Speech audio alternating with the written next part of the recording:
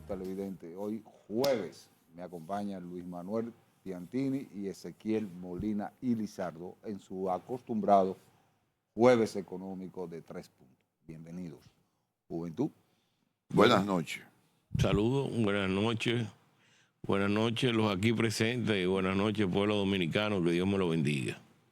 Pueblo noble y bueno. Sí, bueno, así piensa uno. Tú estás como medio apagadito. Bueno, no, qué sé yo. Bueno, la noticia más importante económica de esta semana ha sido el anuncio de que nos van a meter un arancel a las remesas. Sí, pero, Eso sí, nos va a afectar y nos va a dar en la madre. pero antes de entrar a eso, yo quisiera hablar de tres temas que no tienen que ver con economía, pero que considero que nosotros deberíamos mencionarlo aquí. Como tú quieras. Y después cuando caigamos en la economía, pues hablemos de una economía razonable. El primer tema es que yo tengo que felicitar a la ministra de Interior y Policía. Esa muchacha ha hecho un trabajo extraordinario como mujer ahí. Yo nunca había visto una mujer ahí en Interior y Policía. Y con esta persona, ¿no? Que hay muchos problemas que se está enfrentando, ¿tú me entiendes? Claro. Eso no es una papita fácil, ¿no? Y ella está dando el frente y está haciendo su trabajo y yo creo que hay que respetar a las instituciones aquí, a las personas que están haciendo sus funciones y no caer en una serie de coger los medios de comunicación, esta plataforma, ¿no?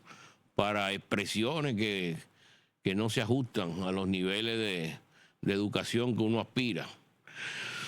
El otro elemento tiene también que ver con eso, o sea, han cogido una serie de embajadores que lo han pensionado porque le llegó su turno como embajadores después de prestar muchos años ahí. Ahí hay embajadores que tienen 50 años como embajadores que han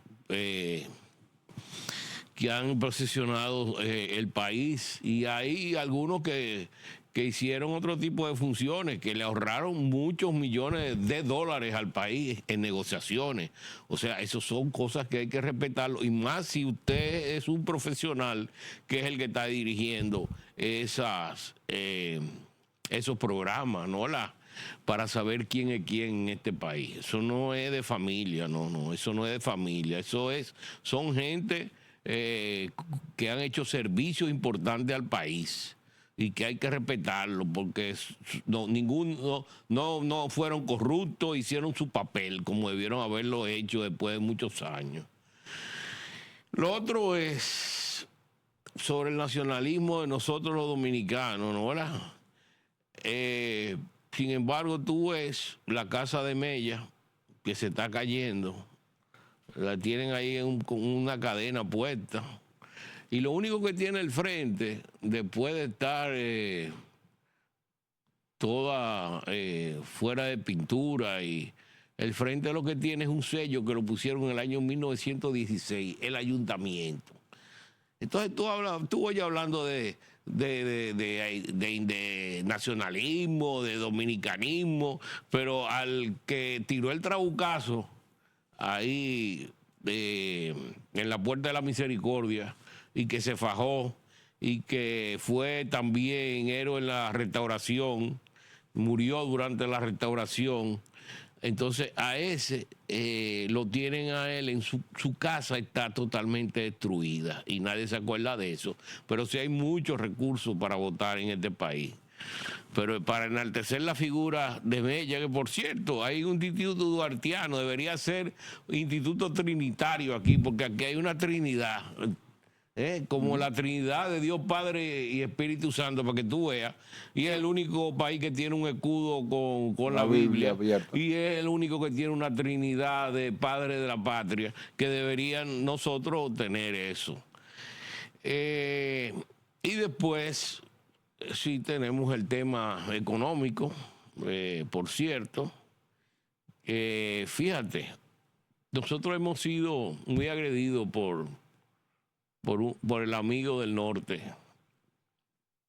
Primero, nos agredió con el 10%, que si nosotros teníamos cualquier tipo de, por lo menos teníamos un acuerdo de libre comercio y teníamos un déficit de comercial de más de 5.000 millones de dólares. Y adicionalmente, ¿no, verdad? Debieron de haber dado una oportunidad si teníamos cualquier tipo de problema, de incumplimiento, de un mes para solucionarlo y no ajustarnos un impuesto de un 10% que nos está afectando en 600 millones de dólares. Entonces, después vino el famoso impuesto que quieren poner aquí en los Estados Unidos a la cinematografía de un 100%. O sea, nosotros estamos desarrollando ese sector con mucho esfuerzo, ¿no? Tecnicismo, se han hecho grandes esfuerzos. Entonces, grandes inversiones un también. impuesto como ese es para tú destruir esa industria. El tercer elemento es el asunto de llevarnos las empresas a los Estados Unidos. Eso en base a una serie de incentivos. Eso indiscutiblemente, eso del nearshoring, del friendshoring, yo no veo entonces, si los americanos lo que quieren es llevar sus empresas a los Estados Unidos, ¿cuál nos queda a nosotros como país cercano, ¿no? a su mercado? Y ahora tenemos el impuesto que Claro. pretenden hacer de un 3.5% a la remesa. Eso representaría más o menos como 300 millones de dólares. 300 millones de dólares es mucho dinero, más 600 millones de dólares son 900 millones, 1.000 millones de dólares, ¿hola? 1.000 millones de dólares. 1.000 millones de dólares son 60.000 millones de dólares. De pesos. De pesos. 60.000 millones de pesos. Prácticamente la mitad de lo que se pretendía hacer con la reforma fiscal que te iba a generar 120.000 millones de pesos, según ellos, ¿no? Pero tú no ves una voz aquí que diga, oficial del gobierno. Es más, yo creo que el gobierno dominicano debería convocar a los otros países que van a ser afectados por ese impuesto. Y antes de que se comience a negociar en el Senado, o durante la negociación en el Senado, pero antes de su aprobación, se pongan y publiquen una página en el Washington Post, en el Wall Street Journal y en el New York Times, donde estos países digan y expresen que ese es un impuesto sobre la pobreza, porque está afectando a quienes. La mayoría de los que mandan son gente de bajos ingresos, ¿tú entiendes? Y está afectando la pobreza. Entonces, yo creo que el gobierno dominicano debe de auspiciar ese tipo de acción para ver si de esa forma nosotros logramos que eso se elimine. Los senadores dijeron que ellos van a revisar porque ellos no van a aprobar todo lo que pusieron los diputados. Entonces vamos a poner ese esfuerzo, ¿no? De relaciones públicas. Ezequiel. Luis Manuel y yo nos habíamos como adelantado a algunas de las medidas de Trump, y a una de ellas fue precisamente que no dudábamos nosotros y que no nos iba a sorprender si Trump se le ocurría ponerle un impuesto a las remesas, no a la de la República Dominicana, No, a sino todos. a todas. De Estados Unidos salen alrededor de 160.000 millones de dólares al año, donde entiendo yo que sale el 40% hacia México de los 160.000. O sea, México recibe 65.000. Creo que 80 por ahí, 65, 69.000 millones de dólares al año. Es el número 1 de América. Sí, correcto. De América y del mundo en términos de remesa. Pero al final son todo, en total, de 160.000 millones que salen como remesas. Lo que se calcula es que Trump quiere entre 8.000 millones, porque está entre un 5 a un 3.5, como dijo Manuel, está buscando alrededor de 5.000 a 8.000 millones de dólares como un impuesto. Lo que podría pasar son dos cosas. O nosotros no nos afecta porque los dominicanos pagan esa tasa, adicional, o simplemente se reduce. Y en vez de 11.000 millones de dólares que podrían entrar acá, entrarían unos 10.600, porque son como 400. Si es 3.5 son 400. Y si es 5 son 550 millones de dólares menos. Dependerá de si lo pagan más o simplemente se lo quitan a las remesas. Acuérdate que lo que viene allá son 8.000 millones. Lo otro viene de España y de una serie de países. Sí, correcto. Pero correcto. vamos a seguir conversando sobre el tema de las remesas y las ideas que han surgido. Está bien, retomamos y el tema. Vamos a la primera pausa comercial. Está bien. Bien, señores, continuando con su espacio en 3 puntos económicos. Ezequiel, tú estabas hablando Pues de sí, la remesa. entonces, recibiríamos, tomando en cuenta que, como dice Luis Manuel en la pausa me dijo, recuerda que las remesas de los Estados Unidos son un 86% de los 11.000, que anda por los 8.500 millones a 9.000 millones. O sea que la disminución sería de 450 a exactamente 300 millones de dólares. Eso va dependiendo, vuelvo y digo, si se manda lo mismo y simplemente le reducen por la tasa o aumentan los dominicanos la tasa a pagar. Pero como digo, él y yo habíamos tratado ese tema de posible situación que se presentara en programas anteriores. Lógicamente, Trump anda buscando los 5.000 a 8.000 millones de dólares. Eso puede afectar mucho a México. A México podría afectarlo mucho. Podría afectarlo a todos, porque, por ejemplo, las remesas significan un 22% del PIB hondureño. ¿Entiendes? De nosotros anda por el 7, 8%. De México no, de México anda por un 9%. México recibe 69.000, 75, pero también de turismo recibe más de 70.000 millones de dólares de entrada de turismo. O sea, ¿cuál es el tema? El tema es que yo creo que Trump, el ego lo está matando. Yo soy trumpista, voy a decirlo siempre, no soy coherente. Pero en una balanza, definitivamente la parte negativa le está ganando el pleito en el desempeño a Trump, que es lo positivo. Trump está dando muchos saltos, cacarea mucho el huevo y finalmente decide hasta no ponerlo. O sea, él lo cacarea antes de ponerlo y cuando pone alguno, cacarea demasiado. O sea, creo o lo cacarea y no lo pone. Creo que Trump lamentablemente no tuvo un programa de gobierno y un plan económico. No lo tuvo. La industrialización norteamericana se coge 30 años. 30 años. No es verdad que en 4 años Trump va a lograr nada de industrialización, pero puede plantear un plan y que se haga un cronograma y que vea uno lo que es. En el caso del 10% que Luis Manuel lo mencionó de las importaciones o de nuestras exportaciones, afecta mucho a la zona franca cuando tú la comparas con México, que no lo tiene. Pero aquí una de las cosas que se alega que el equipo económico diga que nosotros tenemos un déficit comercial con los Estados Unidos. Es cierto. Pero no tenemos un déficit económico de intercambio. Porque si le sumamos las remesas y le sumamos el turismo, nosotros no tenemos déficit. Entonces, ellos son los que tienen el déficit.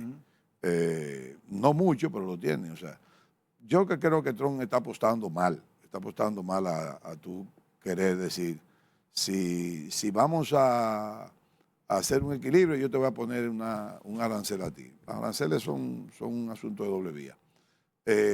Pero, sin embargo, yo voy a reiterar algo que yo dije aquí.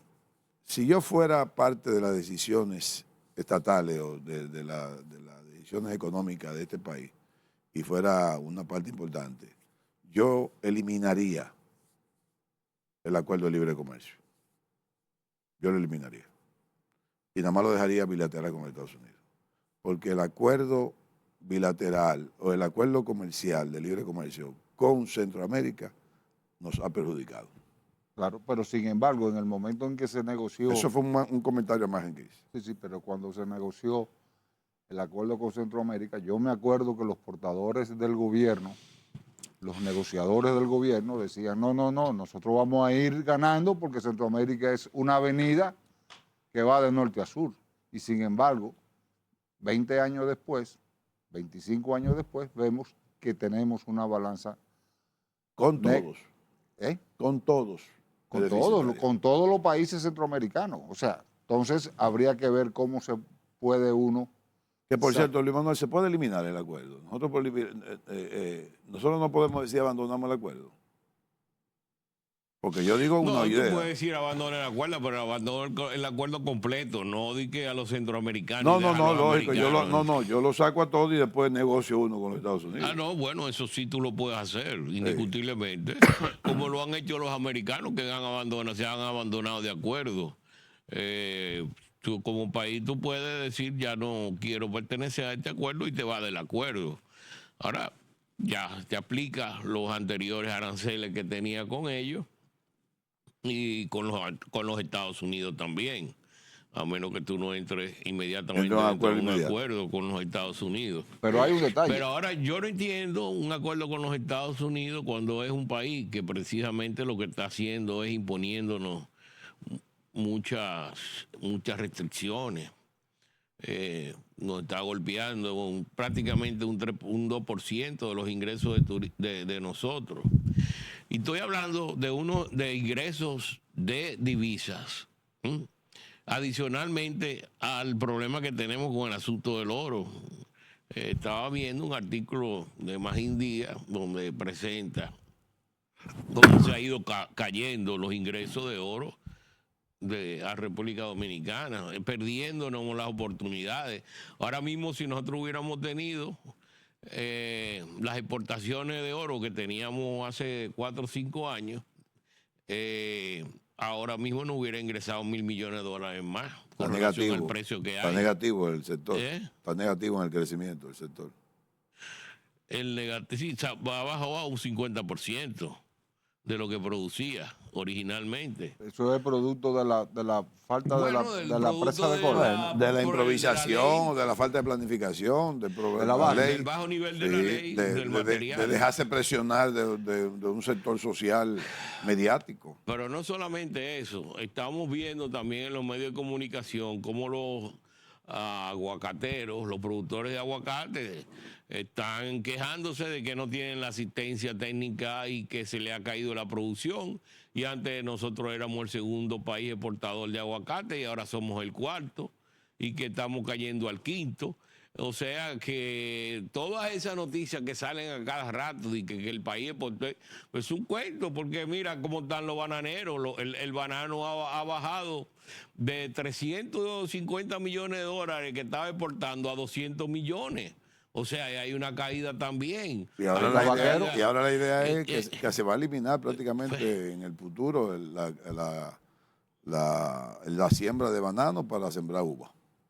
Bueno, no sé lo que van a querer hacer, porque también esos inventos, ¿tú entiendes? Cuando nosotros hemos sido grandes, hemos tenido éxito en la exportación de banano hacia Europa. Bastante. El banano, principalmente este banano orgánico. Orgánico y Johnson. Nosotros en la parte orgánica, tanto en banano como en cacao, Cacao somos líderes. Exportadores con mucho éxito. Mira lo del cacao también, o sea, falta de asistencia ha caído la producción.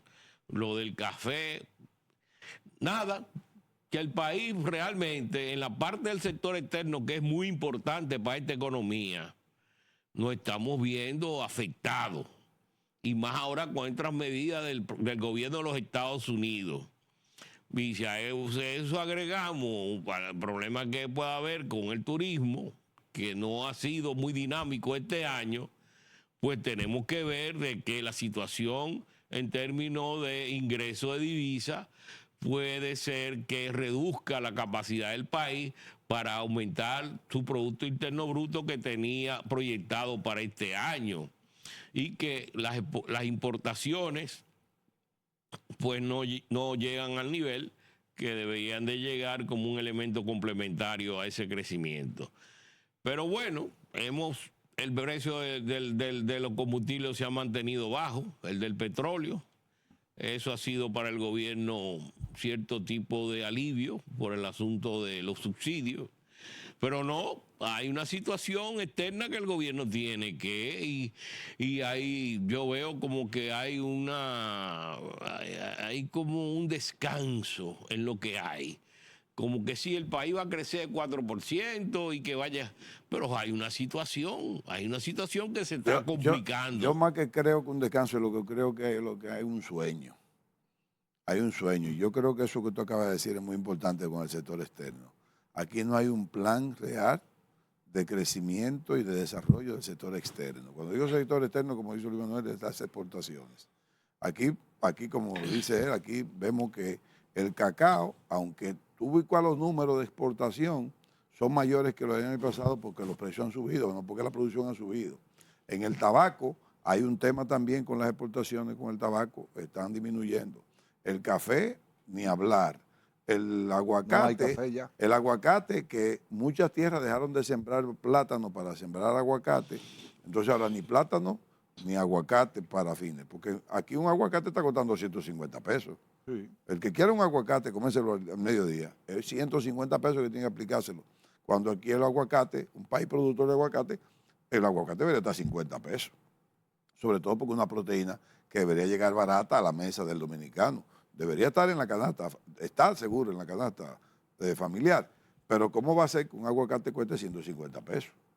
Claro. Eso es bueno, hay que continuar entonces. Claro, pero continuamos después de la pausa, vamos arriba y regresamos en breve. Continuando con su programa en 3 puntos económicos. Bueno, entonces Ezequiel, lo que yo te decía era, para coger el tema que puso Luis Manuel en términos de las exportaciones.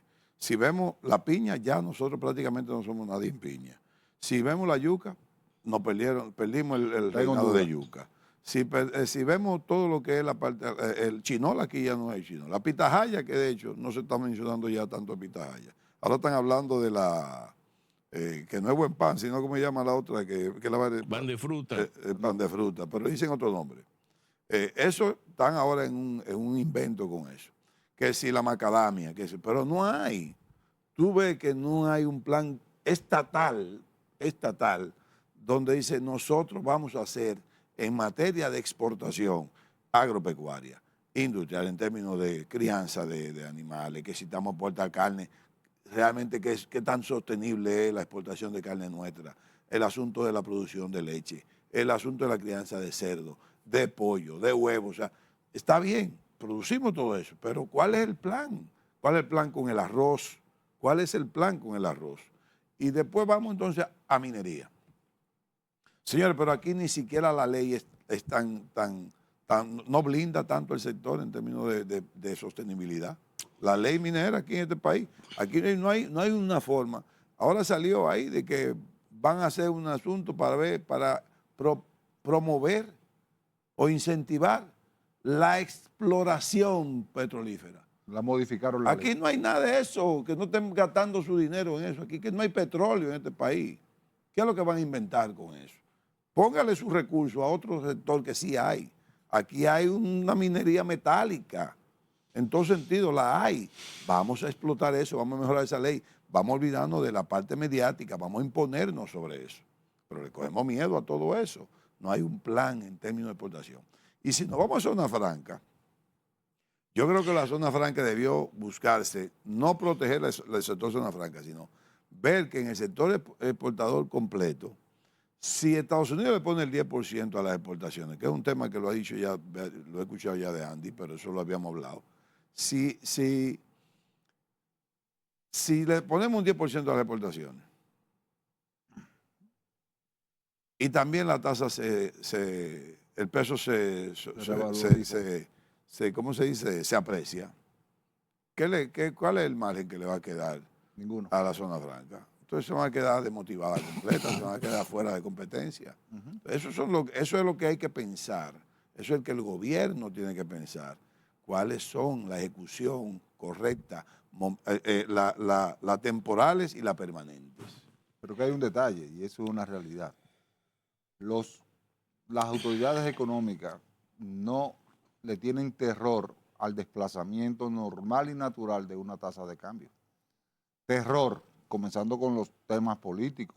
Los mismos presidentes y no quieren saber que el dólar se desplace 1, 2 o 5, normal, natural. Pero por Dios, Javier, eso lo hemos comentado 80 veces aquí. Claro. Y eso no es un problema de un desplazamiento normal ni temporal. Al contrario, el dólar se ha desplazado aquí normal y temporal Y baja y sube. durante mucho tiempo. En la gobernación de Héctor Valdés, eso es un desplazamiento natural hacia la búsqueda, porque siempre hemos sido deficitarios y la búsqueda es hacia arriba, pero normal, despacio. Ajá. El problema es cuando hay esas fuertes fluctuaciones que inducen a la especulación. Correcto. Y eso aumenta el precio de los productos de bienes, porque aquí ese precio está conectado a todo, aun y cuando no se importe un producto, te lo aplican el aumento. Entonces, eso te crea un problema político. Por eso es porque es una economía pequeña. Aquí no somos los Estados Unidos, que el dólar baja y sube. Y por la participación del sector externo en la economía americana, eso no tiene mucho. Ni una economía tan grande como Brasil o la misma economía como México. México exporta billones de dólares, billones. Bueno, tiene sus fluctuaciones, pero en esta economía el choque de esas variaciones que son bruscas son fatales y te crean crisis. Y por eso es que a las autoridades, tanto económicas como a las autoridades políticas, les preocupa ese tipo de movimiento. Pero no es el movimiento natural. El movimiento natural se da y se da sin problema. Porque aquí crece 3, 4, 5, 4%. Eso es lo natural del crecimiento anual. 4% no es problema. Eso es igual la inflación. O sea que se mantiene los niveles de competitividad de la tasa de cambio real con los Estados Unidos. Pero cuando tú te sales de esa tendencia y lo haces en un corto periodo, como sucedió ahora, entre diciembre y el mes de abril, cuando ya en abril ya comenzó a caer, ahí se concentra un fuerte choque y ahí hay tensión, hay problemas y hay rumor. Y la gente comienza a hablar de eso y se comienza a multiplicar eso. Y eso te crea mucha incertidumbre. Eso es lo que hay. El otro sector que nosotros tenemos que volver a mencionar acá es el sector construcción. El sector construcción, vamos a seguir insistiendo, que no se va a despertar el sector de construcción hasta tanto no haya la posibilidad de que haya una liberación de fondos, del encaje o donde sea, para fines de que el sector de construcción tenga, tanto en la construcción como en la parte de compra, que es la parte inmobiliaria, tasas fijas a 10 años, y cuidado si algo más, pueden ser como una vez dijo Luis Manuel, que usemos más los fondos de pensión, que ya hay un 20 y pico % de los fondos de pensión utilizados en el sector construcción, pero no en el sector construcción privado, sino en el sector construcción institucional. Pero buscar la manera de que el sector construcción se despierte, porque ahora mismo tiene crecimiento negativo también. Aunque habla de 2.4, para mí sigue siendo negativo ese sector, porque está muy apagado. Ahora, ¿cuál es uno de los grandes obstáculos que tiene el sector de construcción? Es la tasa de referencia de los Estados Unidos. Porque aquí no la podemos bajar todavía hasta que Estados Unidos no baje. Ajá. Ya no podemos bajar más. Mientras esa tasa se mantenga sobre el 5% aquí, lógicamente que la tasa pasiva, tanto para préstamos de construcción como para préstamos inmobiliarios, van a seguir siendo altas. O sea, ahora mismo, en el mes de abril, los bancos aumentaron aumento de tasa. Anunciaron. Sí, y aplicaron aumento de tasa a los préstamos inmobiliarios, a los préstamos comerciales, a los préstamos personales. Aumento de tasa. O sea, te lo mandaron así, para este mes usted recibirá un aumento de su préstamo en tal tasa. O sea, en algunos casos llegó a un 1%, otros 2%, y en algunos no llegó hasta el 1%, pero es aumento al fin. Cuando una gente que paga 60,000 pesos mensuales de un préstamo, de pronto le dicen que va a pagar 63, por ponerle poco. Oye, son 3,000 pesos menos, que tiene que pagarlo obligado, o sea, tiene que sacárselo a cualquier necesidad que tienes y privarse de ella, o atrasarse con cualquier otro compromiso, porque con ese no se puede atrasar. Con ese no se puede atrasar. Entonces, ya ves, o sea, en vez de bajar, lo que hace es que están subiendo. Y si están subiendo lo que ya tú tienes aplicado, o sea, ya tomado, cuando tú vas al banco a coger un préstamo nuevo inmobiliario, lo primero es que no te están dando tasa garantizada fija, ni a un año. Eso es lo primero. Y segundo, tú empiezas con un 16%, 15%. Para un préstamo inmobiliario, eso es mucho. Eso es mucho cuando tú lo aplicas, que tú quieras 3 millones, 4 millones de pesos. Es sobre 80,000 pesos mensuales. Pero yo veo que si ese problema del aumento de la tasa de interés por problema de fondo, ¿verdad? Porque hay una baja en la liquidez. Yo no entiendo por qué el Banco de Reserva está prestando cuarto en España y en los Estados Unidos si hay falta de recursos internamente en el país. Esas son de las cosas que tú no entiendes. No, porque no es que no están prestando, Bueno. Manuel. Lo que pasa es que, fíjate que ese préstamo lo están garantizando allá afuera, es en dólares. Y ese préstamo anda por el 5, 6, 7%. Ese tú no tienes problema, pero es un compromiso allá para la gente que gana en dólares allá, no tiene problema Y para de comprar aquí. situación No, pero es que cambiaria. el financiamiento es aquí en pesos, no en dólares, porque la casa no es allá que tú la vas a comprar en los Estados Unidos. No, pero España, allá te tiran el numerito y ahí el que gana en dólares sí, allá no pero tiene el numerito problema. es diferente, Sí, no pero no tiene tiene que problema, ver ¿no? Vamos, con los pesos aquí, que están Sí. utilizando los pesos de aquí para financiar Sí, eso. pero no tiene problema continuamos con con, dólares. la Ellos lo van a pagar con con la dólares. discusión después de que volvamos de la pausa. Vamos arriba Eso y es diferente regresamos. que la paguen con dólares.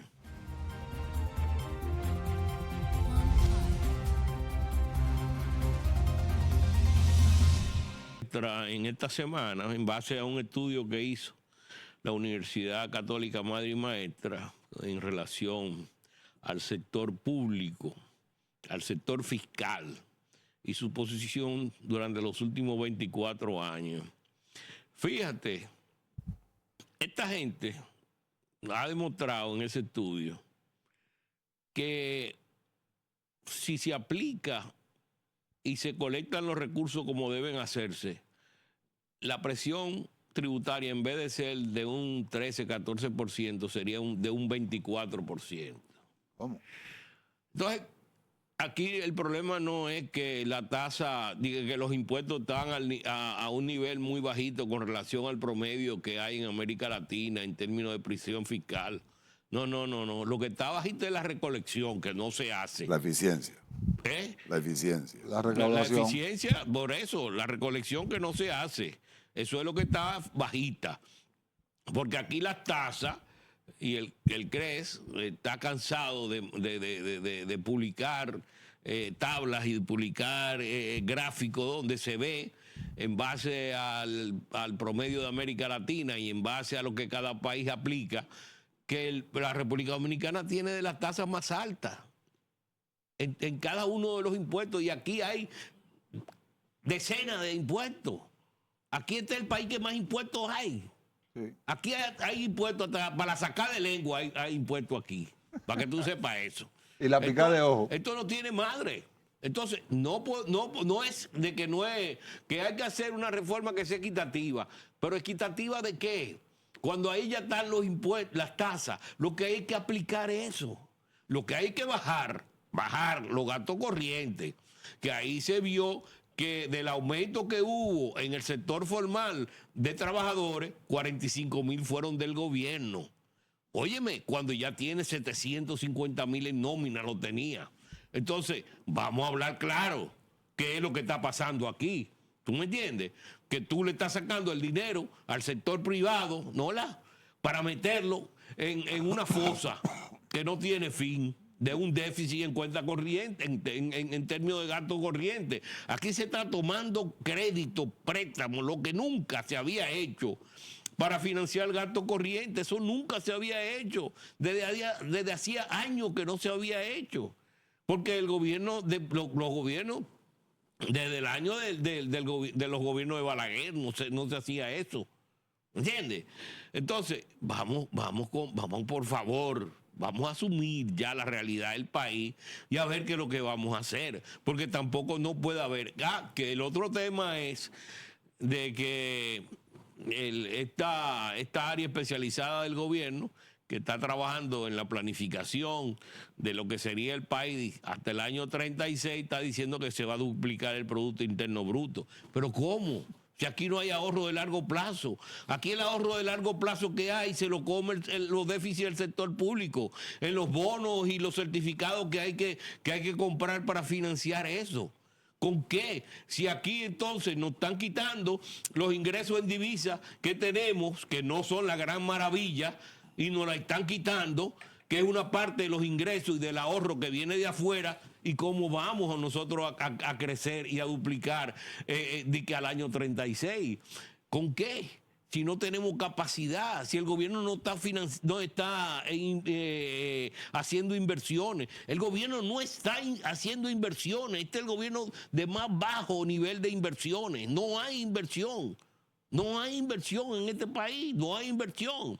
Tú ves las escuelas, que es un desastre. Cogieron una corrupción. ¿Tú sabes cuánto se fue? ¿Cuántos los dominicanos le hemos dado educación para que se lo cojan y hagan todo el disparate y toda la barbaridad que se ha hecho ahí? 40 mil millones de dólares. Desde el 4%. Esa es la generación del 4%. 40 mil millones de dólares que tú lo has tirado al zafacón, porque tú no has visto resultados de eso. Y tú ves los periódicos publicando que hay miles de escuelas deterioradas, con problemas estructurales, con solares que no tienen título. ¿Y cómo se hizo eso? ¿Y cómo se programó eso? ¿Dónde está el dinero? ¿Y el dinero de eso? No, óyeme, hubiera sido otro país. Perú, la mayoría de los gobernantes de Perú están presos. Pero eso no es un piropo, ¿eh? Eso no es que sea bueno. Por lo que te digo que es una responsabilidad con el manejo de los recursos de la gente que paga impuestos. Sí, eso es lo que hay que hacer. Perú políticamente está desestabilizado. No tengo que ver. Entonces, aquí Odebrecht fue desde aquí que se hicieron la operación y no hay un preso de Odebrecht. No. En Perú hay, qué sé yo, cuántos el presidente preso. Bueno. Y suicidado. Habrá que ver. Mira, ya que Luis Manuel habló de la inversión pública, que lo hemos hablado mucho acá, yo, con todo respeto, como ciudadano puedo dar mi opinión. Y el presidente, en su intervención semanal, le hicieron la pregunta de la baja inversión social, inversión pública de este gobierno. Y él admitió que sí, que se está invirtiendo, hay una baja inversión. Pero dice que en términos porcentuales bajita, está más bajita, pero que en términos absolutos es más alta. Y él dijo que está en 2 puntos y algo, yo digo que 1.8, el último cálculo que me pareció que a mí me dio 1.8, pero bueno, vamos a ponerle que es 2.1. El 2.1 del PIB. Entonces, si lo llevamos al Producto Interno Bruto, que anda por 120 mil millones, ciertamente le da una más o menos de 2.000 y pico millones de dólares de inversión. Eso viene siendo como 140, 138 mil millones de pesos para inversión pública. Bueno, pues está bajita, presidente. Está más bajita que en otros gobiernos, en términos absolutos también. Porque en otros gobiernos ha estado en 3.2, en 2.9, en 4, en 5, con un Producto Interno Bruto de 60 mil millones, da 3 mil millones de dólares. Pero si es 75 mil. En el primer cuatrimestre fueron 20 mil millones Así es. en inversión. Si 20 mil millones, multiplícalo. Si nos vamos a 80 mil millones de dólares de PIB, que fue el gobierno de Danilo Medina, cuando invirtió 2.9, pues sí da más todavía en ese momento que en el que está ahora. Ni en términos relativos, ni en términos absolutos, este gobierno ha invertido más que en los gobiernos anteriores. Y no estoy ni defendiendo los anteriores ni atacando simplemente estoy dando el dato. No, presidente, ni en relativo ni absoluto se está invirtiendo más. Y es una pena que el gobierno no esté entendiendo que la inversión pública, primero, ayuda al crecimiento del Producto Interno Bruto, pero sobre todo, ayuda al desarrollo y a la equidad social. Y además, presidente, debió ser más que los anteriores porque la población es mayor, porque la economía creció, porque las necesidades crecen y los gobiernos precisamente tienen que aumentar la inversión cada año por eso, y por eso se planifica. Entonces yo creo que el presidente o no le están diciendo las cosas como es, y él es economista, o él se le olvidó la interpretación de las variables económicas. Es que el promedio de Danilo fue 3.7. Correcto. Y el promedio de Lionel fue por encima de 4. Correcto. Y el de Balaguer fue el 50%. En un momento. De los gastos se hacía. Aunque su PIB andaba por 25 millones. Lo hacía. Bueno. Ahora, hay otro tema que se nos va a quedar ya porque hay otros temas. Pero será para la que próxima. Se queda para la próxima, que es Del que sector agroindustrial. Nosotros podríamos ser una potencia en el sector agroindustrial. Sí, vamos a hablar Y del nada. sector agroindustrial y del sector de y construcción. las con los AFP que haitianos. han anunciado que van a rebajar, que están bajando las utilidades de los ahorrantes, no se sabe por qué. Así Sí, sí, se sabe. Pero es por la tasa de Vamos, cambio, claro, por Dios. claro. No volvamos ¿Cómo a que lo no se mismo, sabe? que nosotros somos aquí inteligentes. ¿Cómo que no se sabe? Oh, oh. Así que buenas noches y hasta mañana.